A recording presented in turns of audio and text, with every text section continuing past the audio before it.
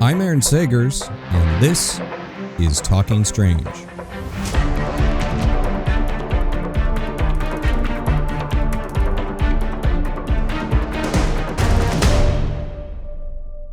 Hello, spooky nerds, and welcome to Talking Strange, paranormal pop culture show with the Den of Geek Network. I'm your host, journalist, author, researcher of weird things, Aaron Sagers. You can also catch me on 28 Days Haunted on Netflix and Paranormal Caught on Camera, now airing its 6th season on Travel Channel and Discovery Plus and the Max streaming service. And let's jump right into the episode and to the guest that we have today, because I'm excited to have these guys back around. It's been a bit of time since we've done this officially, so it's a nice chat. And it's from the twist. We're talking comic books, and a comic book from the twisted mind of the last podcast on the left, Henry Zebrowski and Marcus Parks, who also were behind DC Horror Presents Soul Plumber. And along with that is artist David Rubín and KJ Diaz and Ferran Delgado as a letterer. And the book is called Operation Sunshine, a 4-part miniseries published by Dark Horse Comics. And one more before I bring these guys in, I feel like we should just read the synopsis, the official synopsis that was given to me. It's debuts October 11th, and the book, Operation Sunshine. The story revolves around a group of young alienated vampires known as bugs and their plot to steal a magical object from ancient monstrous vampires to turn themselves back to human. And along the way, they uncover a sprawling monster underground, a top secret plot run by the elder creatures, elite militant vampire slayers, and madness beyond imagining, blocking their path to humanity. And that is Operation Sunshine. And the guests are Henry Zebrowski, Marcus Parks. Hey, guys. Madness beyond imagining. Beyond imagination.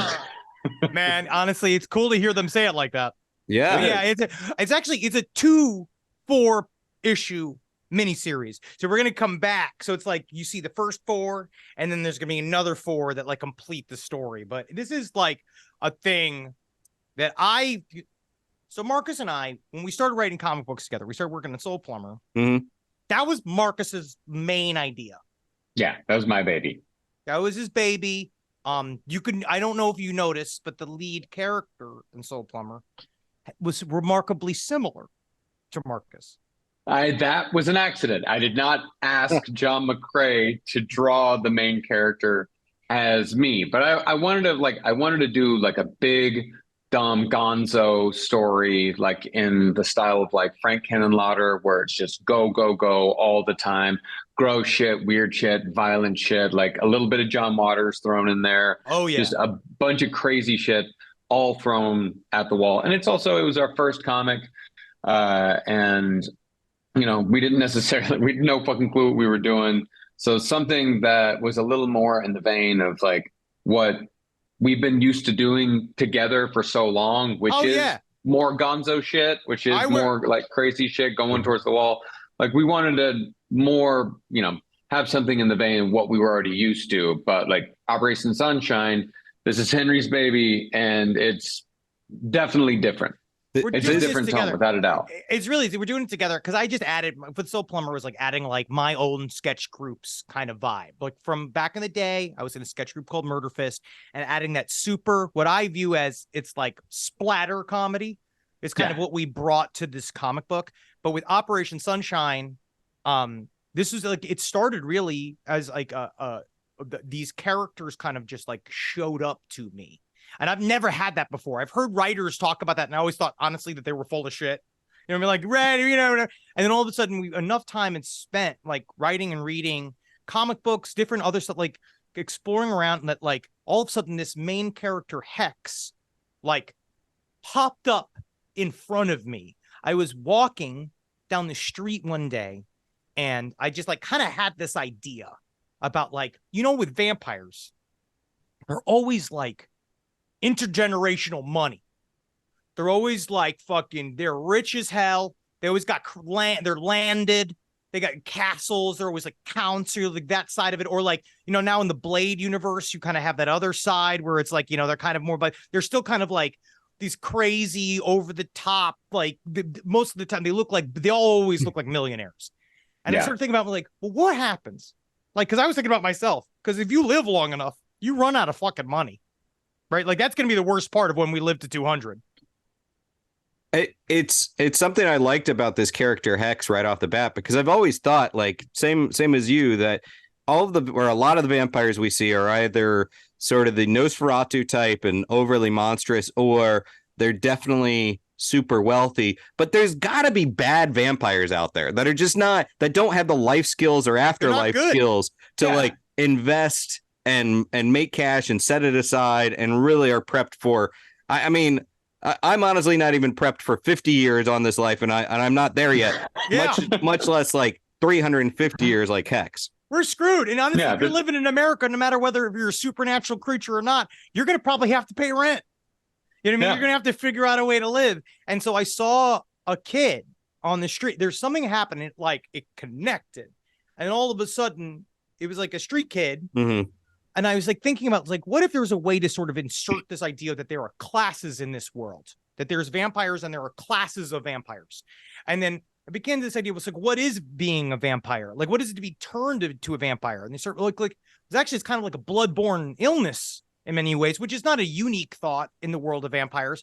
But I also sort of think, well, it's like, but I bet you that even within their own worlds, they must judge their classes amongst themselves. So we realized, like, so what if a vampire that is like OG, what we call these, like the original vampires, OVs, that are essentially like aliens that like live on this planet and have been a part of humankind since for a long time and kind of fed off us. We kind of insinuate that there's some kind of truce that we've allowed them to sort of exist on this planet for some reason. But what if when they turn a human, because that's still an aspect of the vampire lore, like what if you just get what we call the shit end of the steak? Where you get all the garbage, you get all the what is truly difficult about being a vampire, which is you are allergic to sunlight, you must drink blood or you fucking die, and then you also have no superpowers. You're just what is now they call within their own world a bug. Yeah. Well, before I want to move forward with the book, but I want to backtrack just a little bit because I know you guys are comic book nerds. Marcus, like you're the kind of nerd that can actually cite comic book issues, I believe, if I remember. And I'm global comic book nerd, but I don't have that skill to say, like, you know, outside of like Amazing Fantasy, 15 or whatever, I can't name the individual comics. So I know you guys are comic book nerds, but what about like your vampire origin stories? What were the early vampire flicks or comics or books that you think kind of molded you and then kind of set the stage to get here? Marcus, you want to start with that?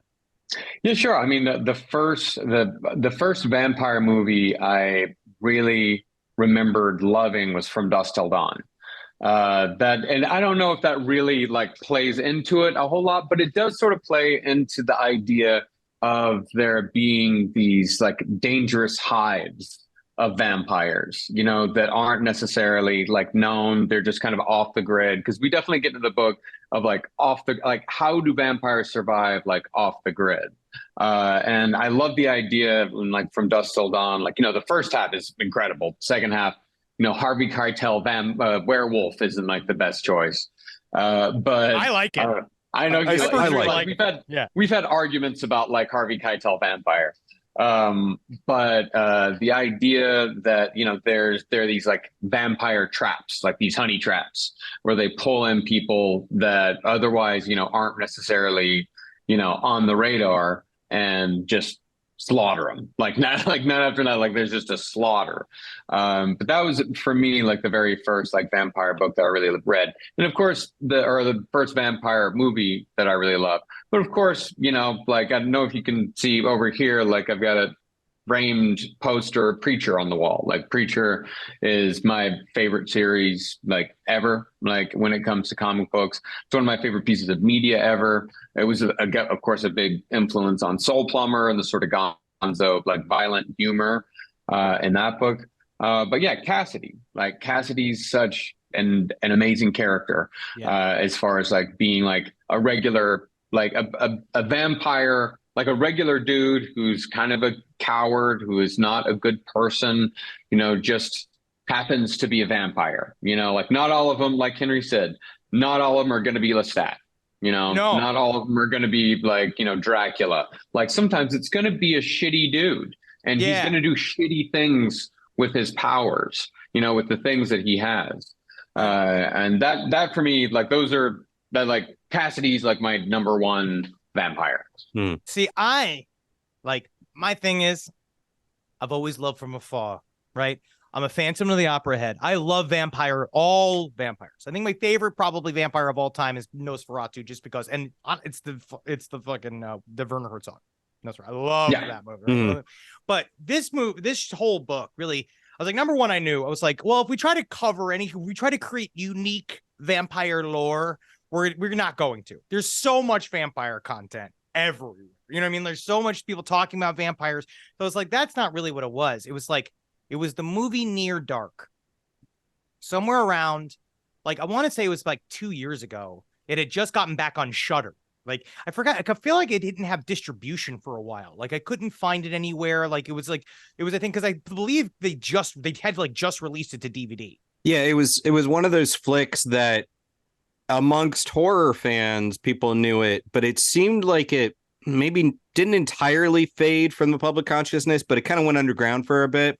And then I think by enough chatter from the nerds, it kind of reemerged. Yeah. It's one of those movies like Hardware that were absolutely incredible, but then just kind of disappear for whatever reason. And so that's why what I realized was, like, I was watching Near Dark and something came up to me like this, because it's not like Near Dark doesn't add to vampire lore, right? It's just like you kind of see, what if vampires were people? Right. It's this beautiful, like, it's this like fucked up family. And that was a thing that I started to think about, which is being like, oh, like, it's about like this group of bugs that, like, in their way, because they used to be quote unquote people, like they still are, like these OVs, the stuff that create them, the stuff that's outside of them are like, they are truly alien, separate from us, and have waned in power. Like they're at the kind of at an end of a long series of just letting themselves waste away, and they just don't really care, and they're kind of just doing the billionaire thing where they just kind of circle the wagons and they just kind of let shit go and they don't care anymore. But they don't, they've just caused so much damage for so long, for such a long period of time. They just forget that they've like created this whole like army of people that are just kind of bereft and walking around. And so I feel like that was like the thing that like hit me. Like, it's being like, oh, find a humanity in a vampire character. What do they want? And then more about like, what do I want? What do people want? They want a sense of freedom. They want a sense of like, there's something encapsulating this idea of like, I'm being kept down by a system that I just got fucking thrown in, right? Like I am, this happened to me. Like I got turned into this shit. I'm this thing now. And now I got to deal with it all the time. Thanks to all these other fucks. It's like putting to sort of like it's a little bit of, I don't get too into the idea of commentary on like classism or whatever, but it's like this idea of they just want out of this bullshit that they were thrown in. And then they get this like golden opportunity. And so to me, as we started writing the book, it's like, we're just going to let these characters go. And that's kind of like what I do now when we sit and we talk about the show, and we talk about when we were writing the book, we sit and talk about like, well, what would Anwar do right now? So like, they're being helped by this group of bugs and a CIA guy that went rogue, who was hunting vampires after the truce. Like they let him go. And so he's just hunting all these vampires after the truce out of his own personal vendetta. And they got mixed together with another dude named Stephen Wobang, who's an IT guy who is just some idiot. Yeah, he's just some dude that only been a vampire for like 6 months. He's trying to figure out on his own, but there is still like kind of a network of people like online that are like, hey, we're vampires. What the fuck do we do with this? Like, how do we survive? Yeah, because of course they would go on the internet. Right, like they would talk and they would make groups on the internet. There'd be subreddits in their own way, and so that's kind of what he created. And then you have Hex, who's like 350 years old, but she's 15, and so it's writing for a character that is still actually mentally 15 years old, but has seen 350 years of history. So I've only read the first issue. That's all I've gotten so far. So we haven't introduced any CIA characters yet that we know of. We've met Sorry, I guess I should. Spoiler. It's okay. I mean, it's kind of alluded to, but we meet the Hex, the kind of the primary protagonist, and then Steve, the IT guy. What I like about Steve is that, yeah, like this guy is just this schlub, really. Like he's, in his 30s, 40s, or whatever. He's not really equipped to do this. He's not even really probably all that good at being an IT guy. No. But, he's now got to work a job to make money to pay rent, but also now he's undead and has to like don gear head to toe to avoid the sunlight. I like these characters. We also have this Anwar guy that shows up that's very dark shadowy. Yes. Seems like an homage to Dark Shadows and Bela Lugosi. Talk a little bit about that dude and sort of where he fits into this, because he's the closest to the aerostatic vampires that we get in this first issue. I gotta say, I love writing Anwar's dialogue more than any other dialogue I've ever enjoyed writing. I love writing for Anwar. It's just such over the top, like extraordinarily pretentious, like he's so full of himself. So full of himself, always wants to tell you how big his vocabulary is, and he's playing these little games within games, but he's nowhere near as good at playing the games as he thinks he is. I love this character that Henry created. I love Anwar. I love his dialogue. As he develops, you're going to see that not all that what it seems is real, right? So he arrives as this very impressive, quote unquote, impressive, scary presence, right? And as you will see, like, you're going to see why he is putting himself in this position to try to defy his own family, because he's the guy on the inside. He's the guy that is giving these people this information, saying there is this thing called what we in our parlance is this onyx object. It is essentially some form of weapon of mass destruction that can only affect vampires, but it has all these other kind of effects. And one of these things is I can do something within my world, because he's like, how do you put it? He's a magical scientist.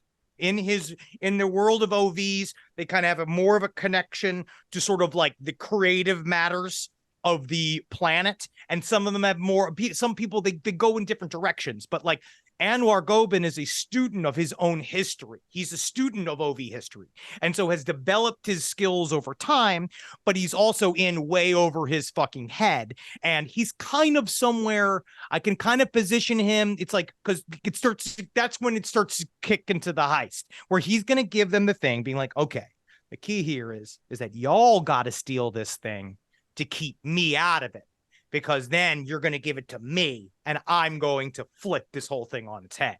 But, it's going to take some time. We have to figure out how to get in there. But then you're going to realize, like, as the book goes, there's more twists, there's more turns, there's more betrayals, there's more like, what in the fuck is happening? There's more like, because, Anwar is not in there alone. You do meet Marina in the very first issue too. And we'd like, because you don't know who the fuck Marina is. Right, you just know Marina is some bad person that's out there waiting, that's like somehow more dangerous than this crazy man who just showed up, and then you'll start to see why. And you'd start to see that, like, in everything there's a bottom to the top, and there's a top to the bottom and a bottom to the top, and that's what I'll say about Anwar. I like a couple other things about Anwar is that it reads as if the dialogue would be fun to write for him, because it's kind of right, like thinking about when you're a kid and you're doing your Bela Lugosi vampire talk, except now you're able to do it a little bit better and with more of a vocabulary yourselves to do it. So he just seems like this kind of pretentious prick. He kind of reminds me of I said the visually kind of looks like the Dark Shadows, the Barnabas, but he reminds me character-wise of like Ed Norton's character in Glass Onion. That is this guy that seems very smart and people are buying into his act because he's old, he's clearly wealthy or whatever, but also he's probably not as bright as he would have everyone else believe. He's definitely not as important as he would make people believe. Yeah. Like, yeah, again, the key word is affectation. Because also within there, again, which is like, I think it's one of the things you just sort of apply now, like as I get older, you understand a little bit more about things are just never black and white, like, ever. So even within his own family, you know, you don't necessarily, he's not maybe the favorite son of a group of people. You know what I mean? Like, you find out like why he's not, you know, like all this kind of shit where he's like, everybody's got an agenda. Like, the one thing about this story that I was just trying to do is that idea of like, everybody who's coming to the table has an agenda that the other people aren't necessarily sure what everybody's agenda is. And so on some level, they kind of within their own unknown of within their own unknowing of each other, they have to kind of trust each other. Well, and just like there's got to be vampires out there that are bad about being vampires and investing and whatnot.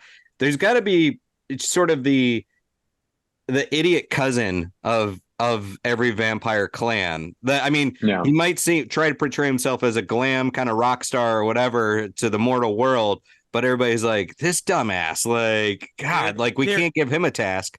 There is always a Fredo.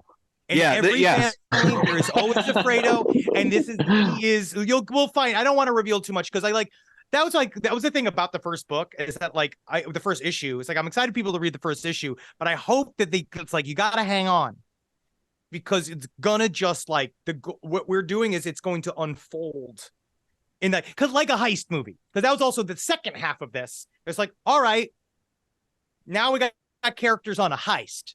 What's a heist movie? You know what I mean? Got to get your crew together. You got to get your plan together. You got to set it all up, and then you got to fuck it up. So it's like that's kind of what we're starting to get into. You're going to see kind of how it goes. Well, I know that with Soul Plumber, we talked a little bit about like this was you guys' first foray into writing comics, and you know you kind of checking in with them and also learning how to format this stuff and actually write a comic book. So now with this project, you feel like you're a little further down that kind of path of growing. Like, do you feel like you've kind of figured out a little bit more, earned your chops about the comic book creation? Barely. People do this for fucking decades. So this one at least, you know what is nice about this one is that it has taken much longer to write. We're taking more time piecing together these scenes, right? We're piecing it together. We're thinking, writing, coming apart, put it back together. Like we've been doing that a lot. And so it's actually, literally the process really is like, this is one of these we're learning on the job, like how we go, how do we figure this out? How do we get emotional? Mm-hmm. Like, how do we build real characters? How do we build people that like the audience is actually going to give a shit about? Well, you know, like that's what I want. Yeah. And we're also learning more about just like composition, you know, how to not fill a page with just word balloons. Poor John McCrae. When I put the sentence, construction crews are tearing apart the Sistine Chapel. John McCrae wrote us an email just being like, you know what? I want to say thank you so much. Just from Soul Plumber. He was like, I want to say thank you that you think that I can do this. But this is the craziest shit I've ever. He's just like, I just want to let you know it's extremely difficult. And we're like, that's right. I have to remember there is a man on the other side of this or lady that is still doing the drawing. Because it's easy to think like you're operating in the comic book medium, so you have no limitations and no budget. So you're like, yeah, we could do whatever. True, but someone has to do it still. Someone has to bring that image to life.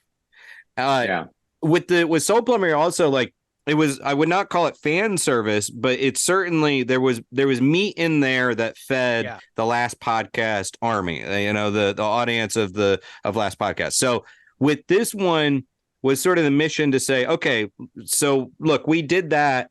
Now we're just like, we don't have to feed into that anymore. Yeah, that is basically the goal. The goal is because Marcus and I fell in love with writing the comic book. When we started writing Soul Plumber, we fell in I didn't realize how much I was going to fall in love with it. I knew that I wanted to do it as a kid, but I never thought what it would feel like to do it.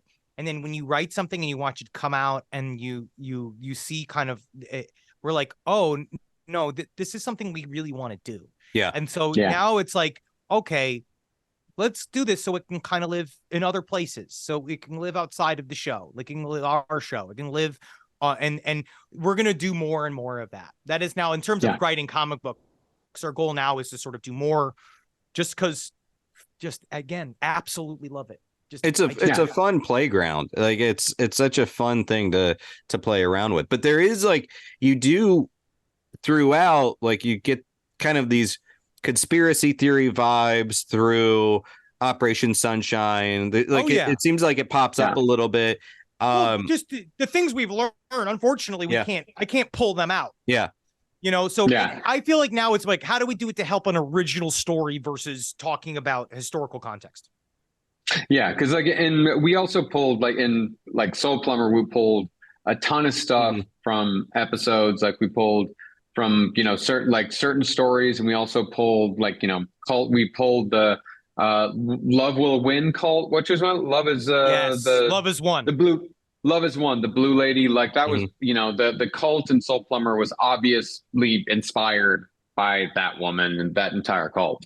But this book is far more like just from our imaginations and like in a whole different world. And there isn't, it's like, of course, it's informed by conspiracy and it's formed by, these things that we know, but they're just informed by things that we know rather than being informed by stuff from the show, if that makes sense. I don't mean to throw this like curveball at you, but there was an actual Operation Sunshine, and it was during World War II, right? This Norwegian thing. Yeah, there was like a small little operation. And then we wrote it. We're like, the thing is that they wouldn't know. I mean, the CIA guy wouldn't know. He would think a whole thing. It was like, it's an ancient thing. So it was just a cool name. Okay. Yeah.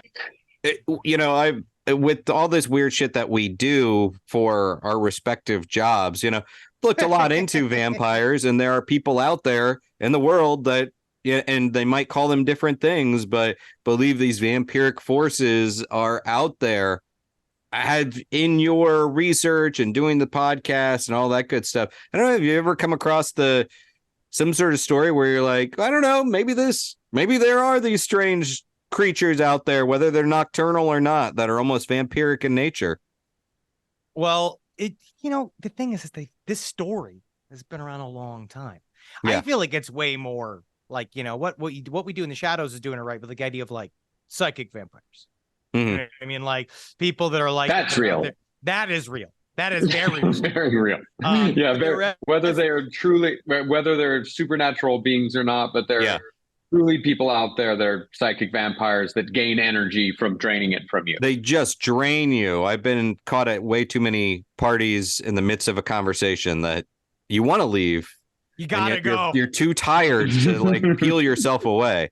No, there's a lot of like, I believe in the concept of maybe something is real because people act that way.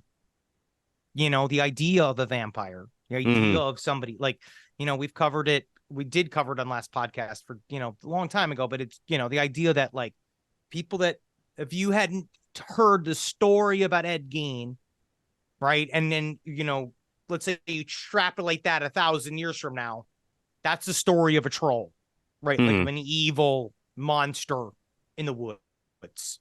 I feel like it's that thing again. When you meet these people, these extremely dangerous people through time, that like, and they get sort of a mythical status. I think that the story about vampires and like watching your back at night and doing, be careful of like the seductive energy, be careful of this thing, something apparently, especially something that seems too good to be true.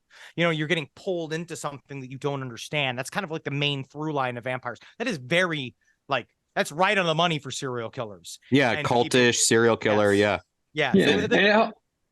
And it helps people to like process this shit. It helps you to process that you're like, no, it's not humans that are serial killers. Like it kind of helps you to process like, oh no, these are supernatural beings that we can never understand.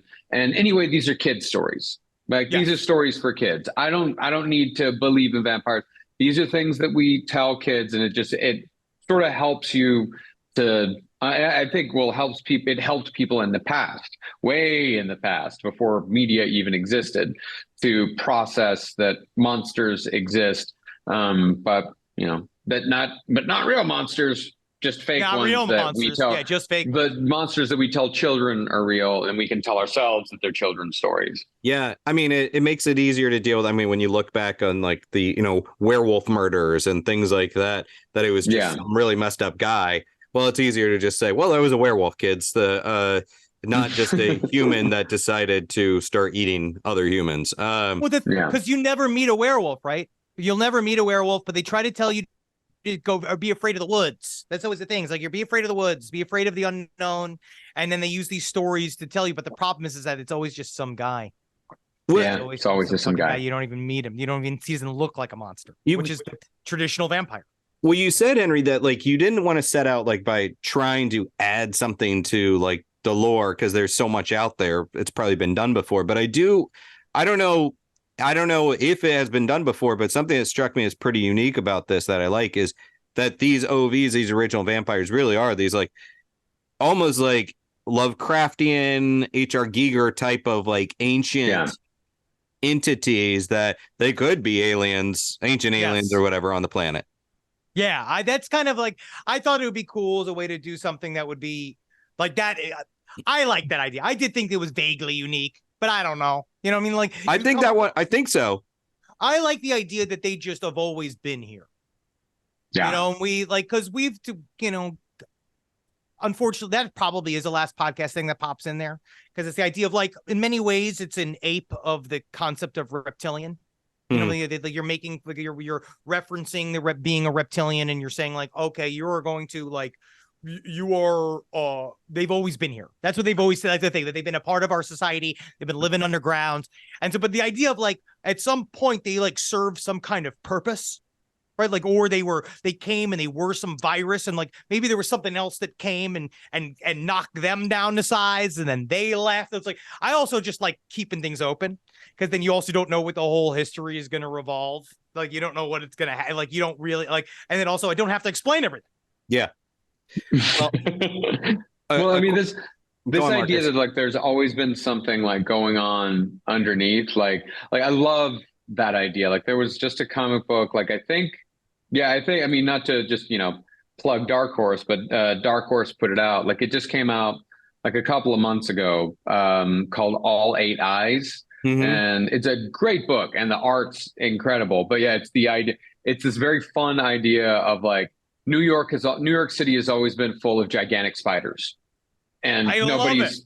and there's a guy that comes across a gigantic spider, and there's this grizzled old man that said, "I've been fighting gigantic spiders for 20 years," and he's like, "Okay, now I guess I'm going to fight gigantic spiders in New York City now." And it's like set in 1996. It's a really cool book. I'd recommend it. But I like that idea of like something like shit happening underneath the surface that the government keeps under control. But I also love like that in this book, it's like, it's just local government keeping it under control. It's like, it's the sanitation department that's keeping everyone from hearing about gigantic spiders in New York City.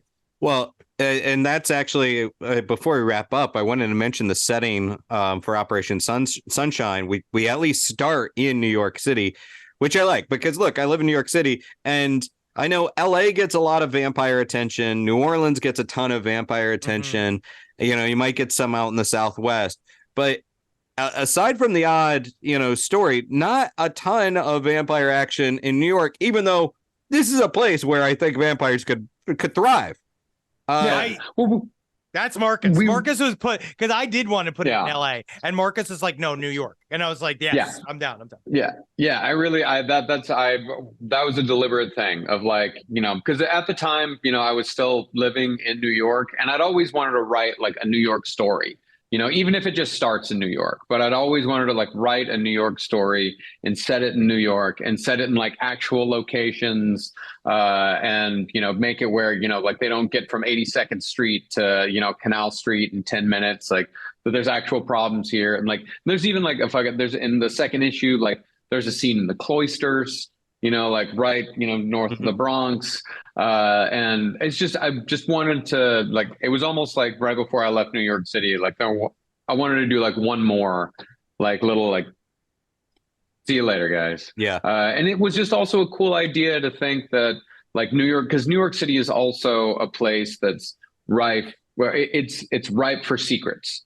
Like that's what I Yes. love about New York City is that like it is this place where it's so overwhelming that you feel like you see everything, and there's so much sensory input no matter where you are in the city, but there is so much weird shit happening in New York at all times, everywhere, in every building that you walk past. Like, and I love that idea. And anything can be hidden anywhere. And there's still all these abandoned, like there's mole people still in New York. There's all these abandoned subway stations. There's all this abandoned shit where things can hide and things can happen.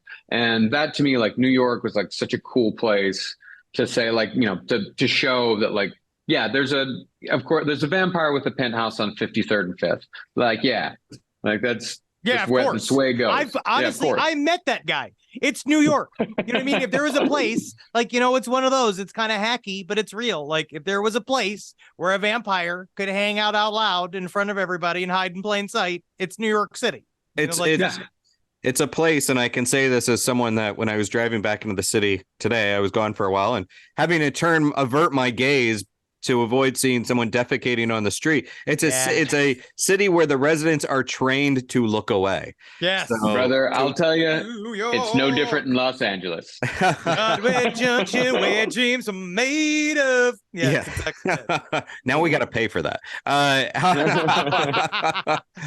Final question. I'm going to let you guys go, but I know you guys have kind of dipped in this a little bit on last podcast on the left, but do you personally, anywhere from little baby Marcus, little baby Henry, what was like an urban legend, creepy old house at the end of the block, the Crybaby Bridge? What was your kind of baby urban legend that sticks with you?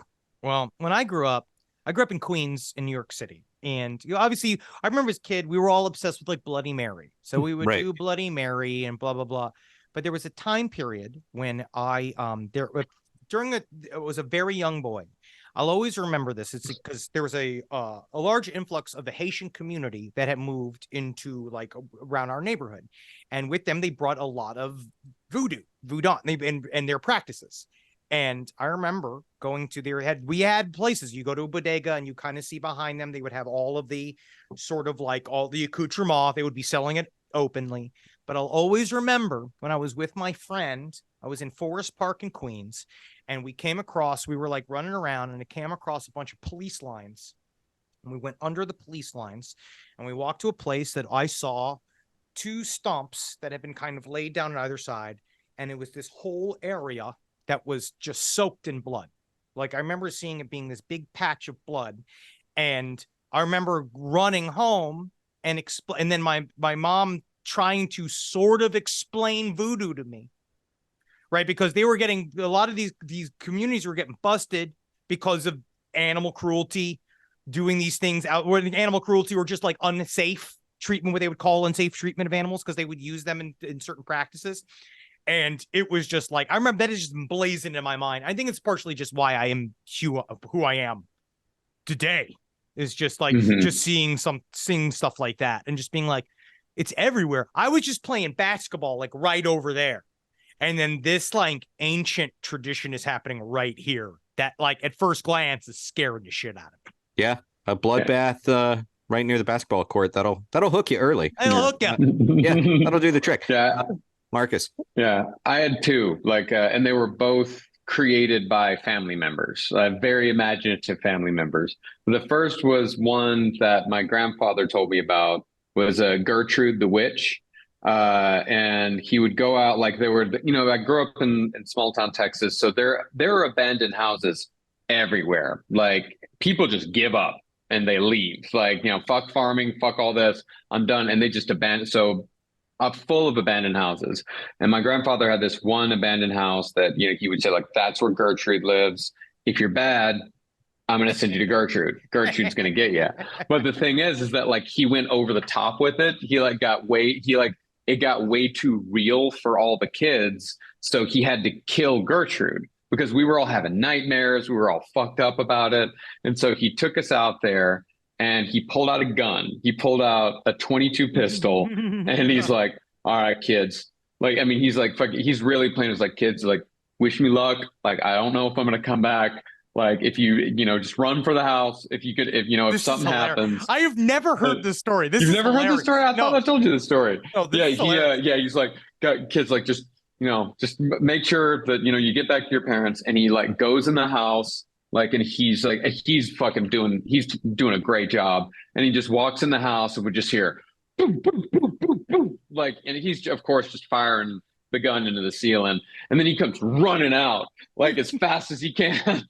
And he like gets in the world like, and he gets in and he speeds off and he's like, I got her, kids. She's done. That is insane. The final shot of that horror movie is Gertrude being real. Either you've manifested Gertrude exists in the real world. That's fucked up, man. That's The other one was one that my dad used to always say. He called it the guy anther. He said it was a lion with the head. It had the head of a lion on one end and the head of a panther on the other end. And he was so mean because he could never take a shit.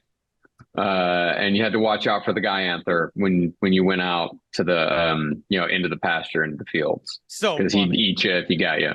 I wish there were panthers around, but I wish mine wasn't trauma. That sounds fun.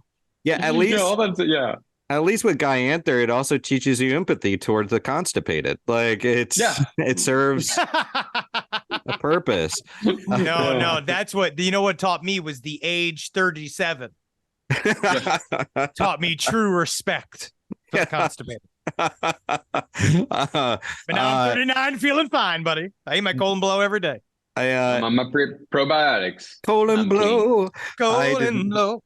I did not expect to end on a constipation note, but then that's just how these things go. Why else would we be here? Right. All right. Dude, thank you so much, man. Yeah, I appreciate you guys. And my guests are Henry Zebrowski and Marcus Parks from the last podcast on the left, and their new comic book, Operation Sunshine. #1 drops October 11th from Dark Horse Comics. And we love the folks over at Dark Horse. And that is it for me this episode. I'm Aaron Sagers, and this has been Talking Strange. Until next time, be kind, stay spooky, and keep it weird.